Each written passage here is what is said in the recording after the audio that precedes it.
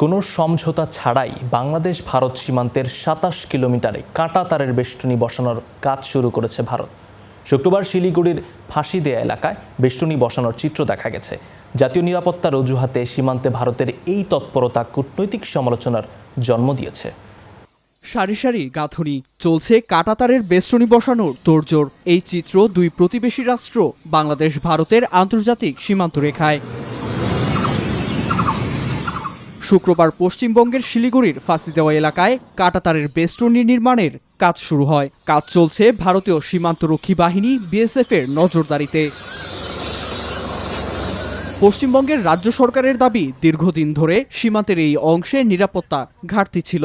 এর জেরেই ভারত বাংলাদেশ সীমান্তে কাঁটাতারের বেষ্টনী, ফ্লাড লাইট ও সীমান্ত চৌকি নির্মাণের উদ্যোগ দিল্লি একে জাতীয় নিরাপত্তা কৌশল হিসেবে আখ্যা দিয়েছে। পরিকল্পনা বাস্তবায়নে বিএসএফ এর হাতে ২৭ কিলোমিটার বা ৭৫ একর জমি তুলে দিয়েছে পশ্চিমবঙ্গের ক্ষমতাসীন বিজেপি সরকার।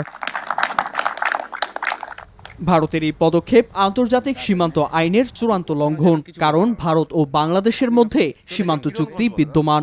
চুক্তি অনুযায়ী সমঝোতা ছাড়া জিরো লাইন থেকে ১৫০ গজের মধ্যে স্থায়ী প্রতিরক্ষা কাঠামো নির্মাণ নিষিদ্ধ। চুক্তি লঙ্ঘন করে ভারতের এই কর্মকাণ্ড কূটনৈতিক সমালোচনার জন্ম দিয়েছে। নীরব দাস, নিউজ 24।